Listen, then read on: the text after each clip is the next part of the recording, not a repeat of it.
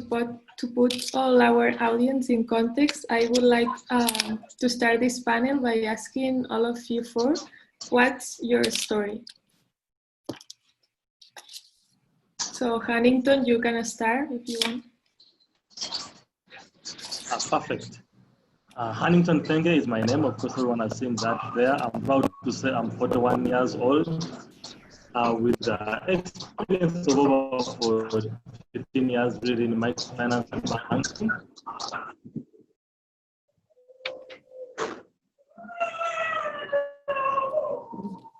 The first branch to serve refugees in a settlement in Uganda. As a team leader who has been pushing for that, has put me face to face with the real issue of financial inclusion for refugees. I've had different discussions and speak through this, and seeing that we are doing this, we are working with the talk, it puts a smile on my face. Over the years, I've worked with different institutions, picked up a lot of experience. By now, I feel I'm more practical in implementing all the things learned over the years, from Finca to EcoBank, KCB, and now YouGov for microfinance. As the manager for business research and development, I wrote the proposal that convinced other partners to come and work with us in going into this new frontier. Why a new frontier? Refugees in the Ugandan context have been a no-go area. They wouldn't open up an account. They didn't have documents which would speak through their KYC. They were generally disengaged. Like Aisha rightly said, we have over 1.4 million of them in this country. They are contributing to the GDP. They are living in the host communities. At times, you can't even fail to distinguish them. So it took a lot of understanding, a lot of documentation, and convincing the board, the regulator, Bank of Uganda, other stakeholders like Comscan who are in charge of the credit scoring and issuing a credit bureau, a credit reference card, that I think we can take what everybody calls a risk, but really it's a perceived risk. And I think this new frontier can add a lot to the portfolios of the financial institutions, but also to the general good of serving the general good of the refugees, so that they can save. They have also safety issues. They have been disengaged from society. So going an extra mile to serve them, I think, is fulfilling me, and that's what brings me to this discussion. Thank you. Perfect. So, Mary Rose, you can introduce yourself too.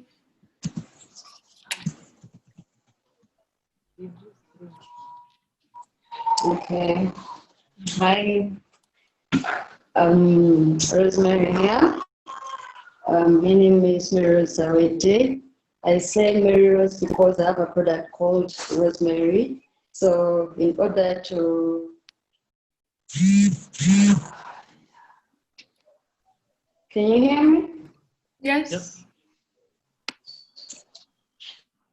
Yeah, so in order to differentiate the two, I start my name with Mary Rose. Okay. Rosemary is a girl out of 10. She's the last born of 10 children. Mary Rose lost her parents at a tender age, around 4 years, but she has turned into a social entrepreneur, and having struggled through school to make passion, aiming to mentor and empower women and children as early as possible to take lead in dealing with personal and community financial challenges from an informed point of view. My desire to work with refugees arises from the fact that everyone can become a refugee at any one point in time. But still, no matter what condition you find yourself in, this should not derail you from pursuing your dream. So your loss should not determine your destiny, but rather help you get out of the comfort zone and race towards your dream. So this makes me desire so much, having worked with women before and the youth before, to continue forward with the rest of the team in collaboration towards financial inclusion for refugees and the youth. Yeah. Perfect, great. So Aisha, you can introduce yourselves too. Okay, so Aisha is a 26-year-old lady, and I'm very passionate about financial literacy and generally women empowerment, but particularly refugees. Like I earlier said in my keynote speech, my family migrated from our home country. However,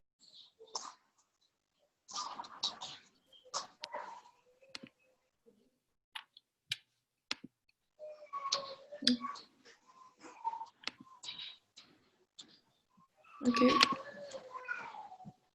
there's a goal of love and passion and energy to give back, but with no clear strategy.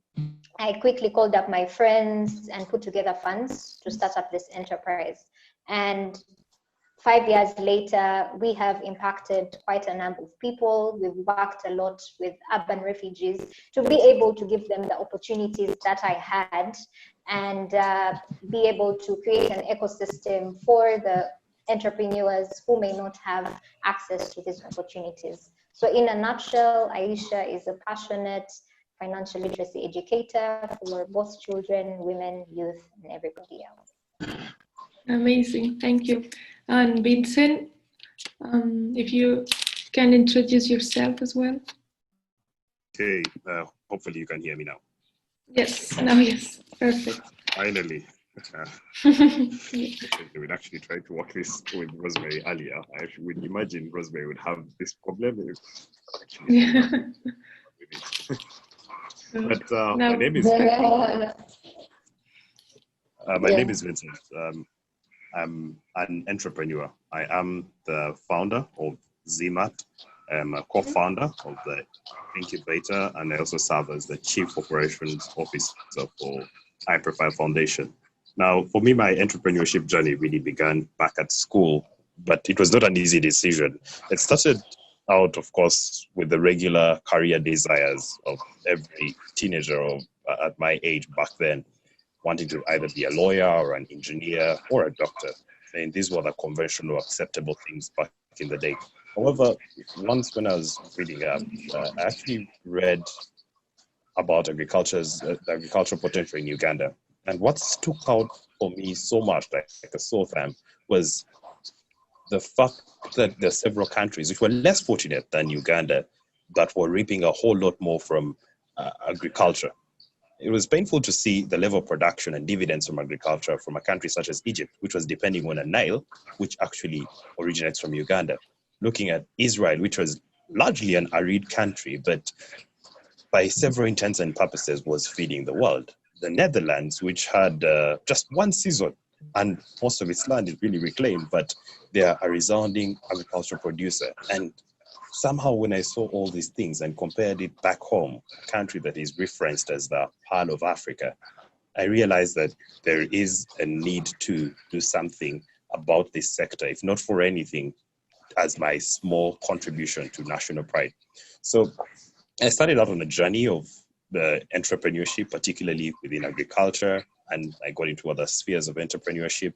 But I realized this daunting task cannot be undertaken alone. So I decided to convince several other friends, pushing them in the same direction, and also pushing them into other entrepreneurs.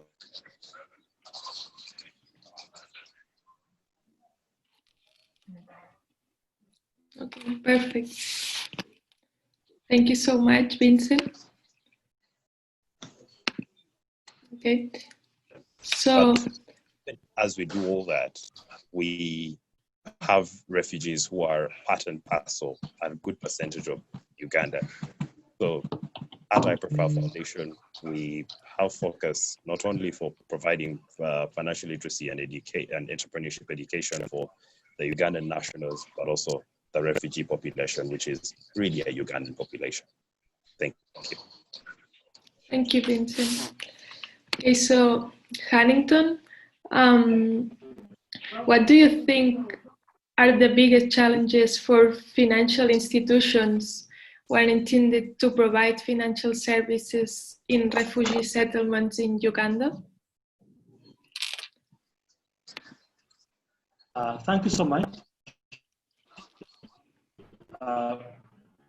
The challenges, I need to speak with diagnostic studies and really appreciate the different partners who supported us. we thought it would be issues like infrastructure, which we're aware of, the roads, the electricity, the general access to settlements. Speaking of our context, the settlements, say, Nachivare, where we are now, is more than 250 kilometers away from Kampala, where Kampala being the capital city, that's where all the infrastructure for a basic financial service provider would find them. The farther you go away from, from the city or from the major towns and cities, the infrastructure abilities become much more difficult. And of course, infrastructure, again, everybody would imagine, it's the network accessibility, which MTN, Airtel, Africell have tried to resolve. But again, we found other pertinent challenges, which we hadn't really figured so much through, like the language barrier. The refugees speak French, Swahili, the indigenous language amongst others. These are real challenges, both for the service provider, like financial institution, going to sell to them products in a language you understand, changing your whole documentation from the onboarding, account opening requirements, from the loan assessment, but also training your staff to be able to communicate with them. And of course, that one being a challenge, the best way to resolve it was figuring out how to change our policy and procedures. And we recruited some refugees themselves to come and work with us, so they can be able to either interpret, train us, help us appreciate the whole system of communicating with them. But again, another pertinent issue that comes in there is, again, education. Some refugees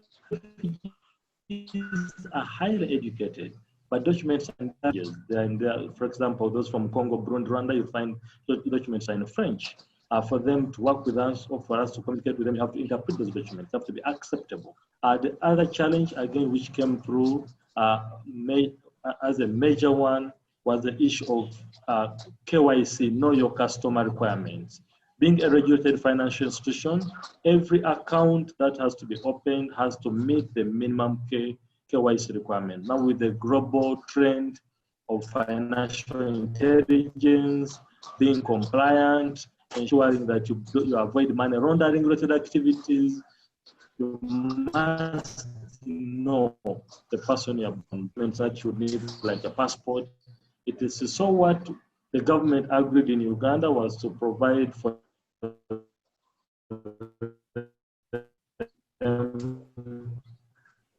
a refugee ID, but refugees, others have what we call a family attestation letter. This is a document which the UNHCR, the body by the UN, which is in charge of looking after the refugees, uses to give them food.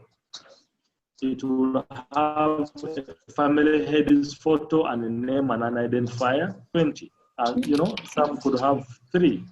But this is not an acceptable KYC document. Yet that is what ideally 90% of all refugees have. So figuring out how we are going to address all these KYC issues became a major challenge to a financial institution like that, because when the regulator walks in and have not fulfilled those requirements, I can easily lose the license to operate. So it is very, very pertinent. And how we resolved that was we went to the Regulator Bank of Uganda, who we discussed with, and they accepted the refugee ID. With that, we went to the provider of the financial card, and we discussed with them, had a discussion again, the regulator, and they accepted for the first time that a refugee can borrow money in the pilot that we've been carrying on. But speaking about this, even as you have the refugee card, you have the family attestation, you still have to verify that Gema Bosch is this is the name, this is the face, and this is the number. So that takes time, hence it affects the turnaround time. A refugee walks in on a Monday, you have to verify on a Tuesday and possibly open up an account on a Wednesday. So this has not been working in real time because we are fighting between the forces of being compliant and wanting to promote financial inclusion. And so all these things have to be well aligned, and those have been the real challenges. In a summary, that's how I would wrap it up. Perfect, thank you, Hannington. So according to the United Nations High Commissioner for Refugees, there are more than 1.5 million refugees in Uganda, 60% of them coming from South Sudan. So Vincent, for example, you can answer this question. How important do you think is to know the socioeconomic characteristics of the refugees, such as income levels, financial needs, education levels, or their familiarity with digital financial products before designing any financial inclusion plan, and how these characteristics can impact their access to financial services? I think what's really clear is if we're to design something for them, a platform for them, or any solution for them, and it's going to be relevant, we have to ensure that we understand where they're coming from. Hannington pointed out things to do with the education background, the language, and all those other things. So if we are going to be relevant, or if we're going to create any solutions that are going to be relevant, we have to understand them, understand where they're coming from, understand the circumstances they're living in, because some of the things that we may do, like Hannington has pointed out, they are to adjust the KYC. Some of those things that they may do will have to be unique to what is ordinarily done. But quite frankly, when you think in the grand scheme of things, these adjustments will be worth it and will certainly reap dividends from them as a country, as Uganda, but also their host countries will definitely reap dividends from, their home countries will reap dividends from them if they ever return. Okay, great, thank you. And Mary, this question is for you. What should the financial inclusion plan, apart from providing access to financial access and education, should it also focus on providing social and health education to offer a more complete empowerment? And how can social education relate to refugees' opportunity to live a financially healthy life?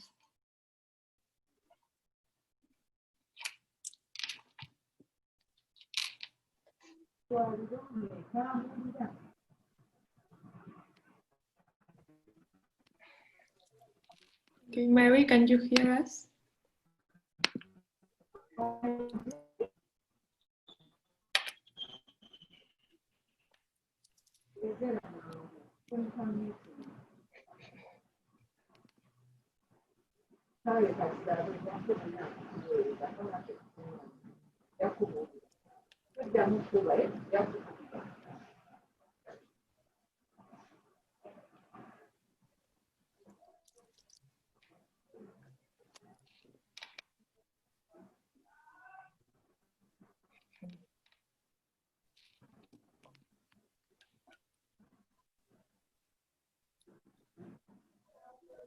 Can you hear me?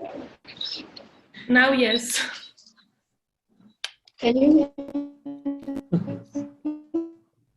Yes. Yeah, I asked kindly pardon the question. What? Kindly pardon the question.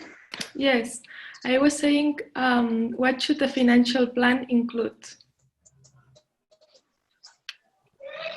Okay.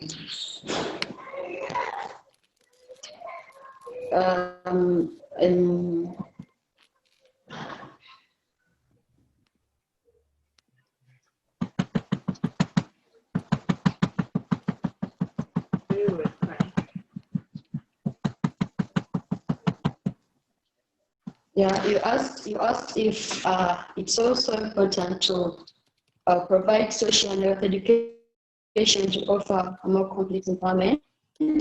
But the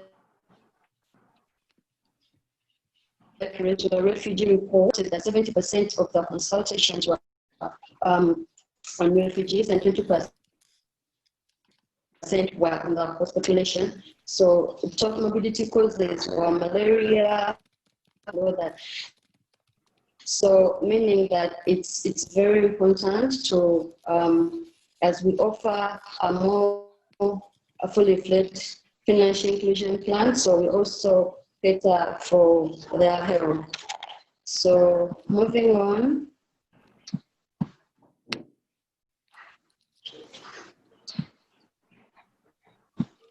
Moving on to more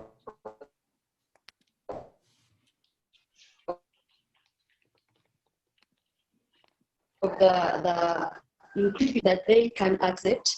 that they can be able to be part, to be enveloped in. We should consider having learning their background and then bringing on board activities of businesses that they can be willing to run themselves and grow for purposes of sustainability. Yeah. Okay. Thank you, Mary. I will ask Aisha about how can refugees' legal status and the fact that the vast majority of them do not have a physical address affect their access to financial services, and what can banks do to make it easier and more accessible for them? With no doubt, the legal status, like Hannington earlier mentioned, the KYC and all those policies definitely affect access to financial services. But most importantly, there are different agencies like the UNHCR who have a database of the legality or legal status of the refugees. So a lot of financial institutions can work closely with these agencies to kind of have a database of, the legal information, and to also or fasten or quicken the process. But most importantly, to highlight is access to credit is something very, very hard for refugees, particularly if they're going as individuals, given the fact that they don't have permanent addresses, etc., etc. However, different banks can look at different methodologies that a lot of microfinance institutions are doing. For instance, the group lending methodology, which can lower credit risk in extending collateral-free loans to refugees. So as a group, at least the interest rates can be a bit low because they'll be able to pay it together. So banks should look into, looking at group lending methodology, but also working closely with institutions that work with refugees and the host communities to have the database of the legal status, but also looking into advocating for the wide range of acceptable forms of IDs while complying with the regulations. Okay. Something that can be used, or what other forms of IDs, as opposed to, because that process is very tedious to get legal status. So sometimes it deters progress to access financial services. So different key players sitting down on the table and discussing and looking for alternatives for different IDs while complying with the regulation. Yeah. Perfect. Thank you so much, Aisha. Now I will ask Vincent, because FinMango is partnering with the iProfile Foundation and with Start Young, Prosper Young for making the Fincubator Bootcamp a reality. So I would ask Vincent, what is the goal of this project, and how is the bootcamp going to work, and which role are playing digital technologies in this project?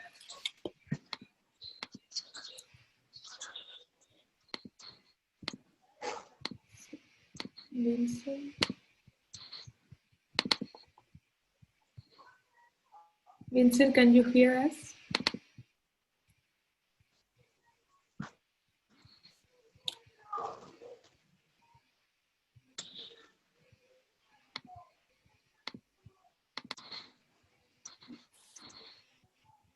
Okay. He's on mute. Yeah, you can answer unmute him. Yeah. You can answer this question, Aisha, if you want. Okay, sure. So basically, just to echo the question, as you said, what is the goal of this project, basically? So for instance, it's not different from the Fincubator that we're already running with the nationals in Kampala.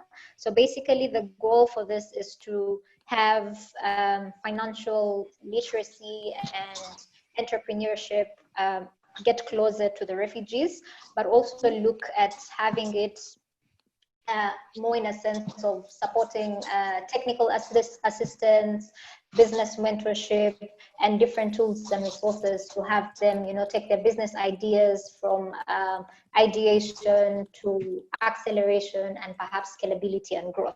So basically, in a nutshell, it's financial literacy, financial inclusion, and economic empowerment in a nutshell. Perfect. Thank you so much. Hannington, I'm not sure if he's here. Okay.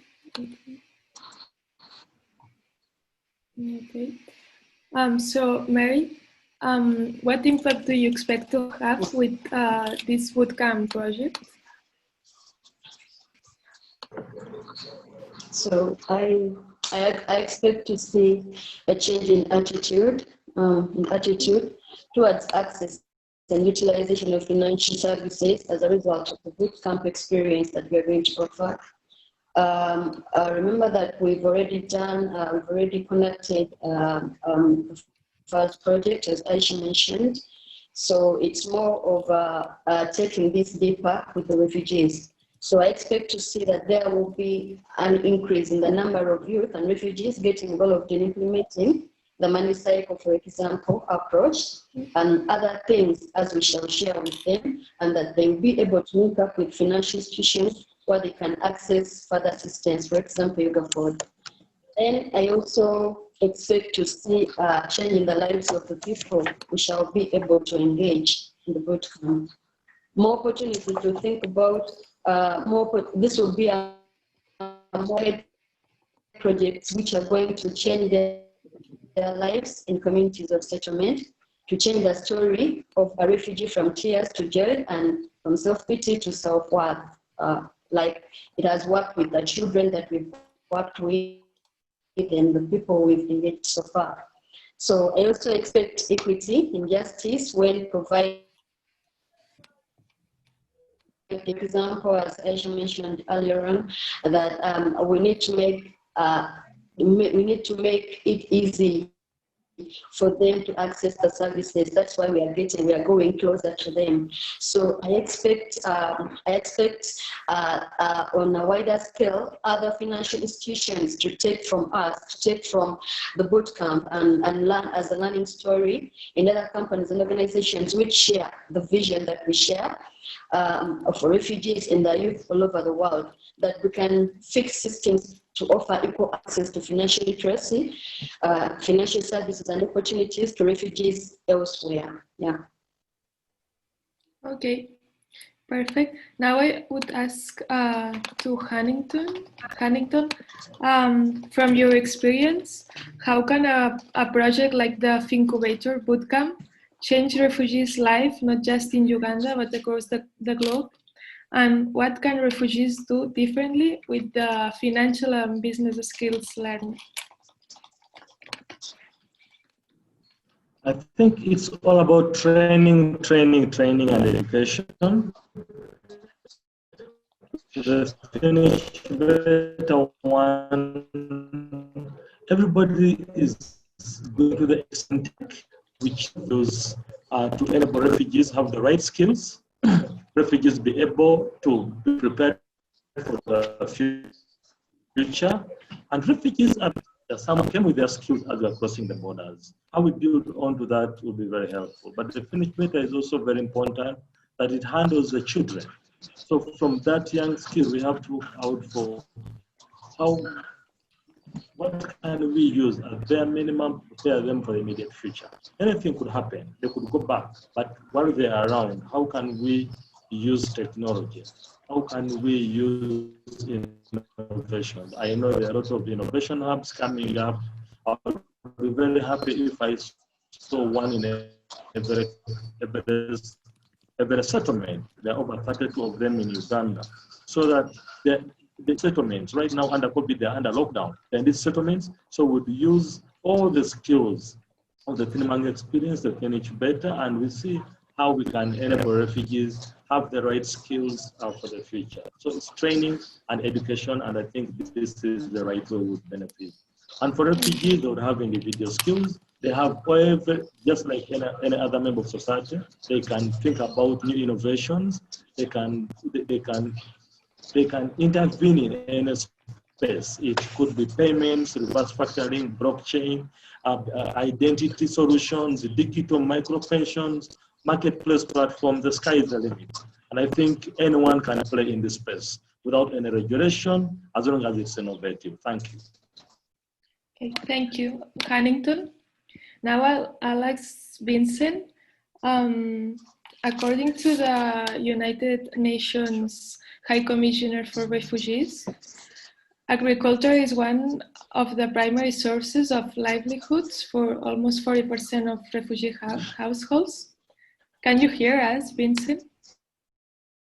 Yeah, I can hear you now. Okay.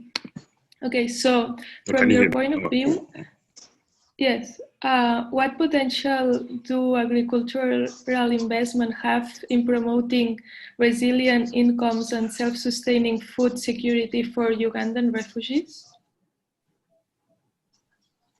Well, I think the very first thing that we have to pay attention to and fully appreciate is that agriculture is a business, and a very high-paying business. Today, Africa loses about $35 billion per year purchasing agricultural products from other countries or other continents, which it could very well produce itself.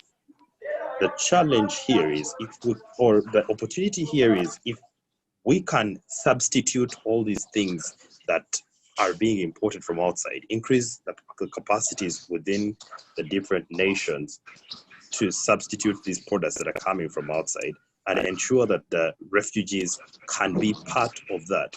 In the case of Uganda, agricultural investment is very cheap as compared to several other countries. But we need to structure this we need to structure the investment to include, one, the participation of refugees. And while we are including the participation of the refugees, we should ensure that we escape the subsistence trap, where people are producing on a subsistence scale, and look at commercial scale production of agriculture. Because, one, the market is available, both here in Uganda, in Africa, and all across the world. So if we're able to, say, have a commercial agricultural production scheme, for example, in each and every one of the refugee settlements, to have the refugees themselves involved in the production. And with the new policy where we have 70-30, where any project that is set up, you have 70% of the refugees involved and 30% of the host community. This is going to uplift the refugees and the host community, and the host communities are actually also going to be welcoming to having the refugees in their areas. But very important, because one of the very huge expenses that the country and refugee organizations incur is sourcing food for these people. So if this expense, the money that they have been using to buy food from wherever, is spent in purchasing food from the agricultural schemes that are by the refugees themselves, these people are going to have disposable income, and you will have an economy within the refugee settlement and within the areas surrounding the refugee settlement, that is the host community, flourishing.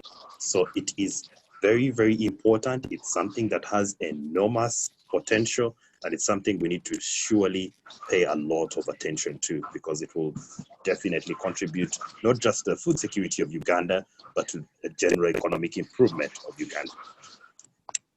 Perfect. Thank you, Vincent. Now, Aisha, I would like to ask you, women living in rural areas or in refugee settlements are usually worse affected by poverty, unemployment, and gender violence. So from your professional experience working with women entrepreneurs, how do you think that financial inclusion can help in reducing this gap and truly empower them? In terms of financial literacy, do you think women have specific needs? Thank you very much, Gemma, for the question. One thing that is not new to entrepreneurs is the lack of capital to accelerate growth. And one of the go-to areas is financial institutions. Now, in this context of refugees or women living in rural areas, they have no collateral sometimes. They do not have perhaps the requirements to get, loans that are able to boost up their businesses. So it definitely deters a lot of business growth. So you find that their businesses do not scale to a certain level because of those limitations. But financial inclusion will reduce this in a way that if women have, access to loans or grants or different financial assistances, coupled with, of course, technical assistance, incubator programs, then definitely we will see a shift and change in the patterns of how, women enterprises or women-led businesses or refugee entrepreneurs can scale their businesses. So definitely financial inclusion can be a life-changing moment for different businesses led by women, but most importantly, the specific needs refugee women need. And I'll give a little context in one of the hubs that we run here. We were supposed to work with basically 15-year-olds to 30-year-olds. So I remember we had a lady of about 60 years old looking for knowledge. Now, because of the migration and leaving their home countries, they have had inconsistency in their education levels, and also, the lack of accessibility to online courses and things that are able to help them garner more skills. So to add on to, the financial inclusion, there has to be like a robust crash course on, entrepreneurship, digital marketing. How can they get their businesses online to deter the problem of, not having a physical space or not being able to pay rent? So how are we able to, add a bit of digital marketing? How do we also just basically creating a whole ecosystem for them and having, this whole different women entrepreneurs working together, but also banks, giving them access to group loans, which I believe when people work together, they're able to move faster. So yeah, thank you. Thank you, Aisha. So as we're ending this panel, I would like Hannington to have some closing remarks on the topic and ask him like some final thoughts on the future of financial inclusion.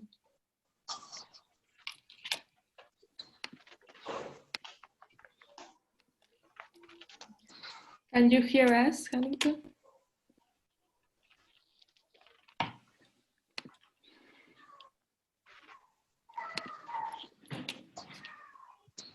Thank what people are the critical piece of this equation. Hello, I can hear you. Yeah, did you hear my question? I can hear you. I heard the question. Yeah. I heard the question. Okay, so and I was saying to my mind, what people are the critical piece.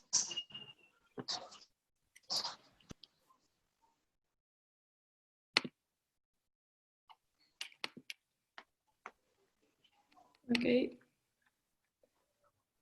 Hannington is not here. I don't know.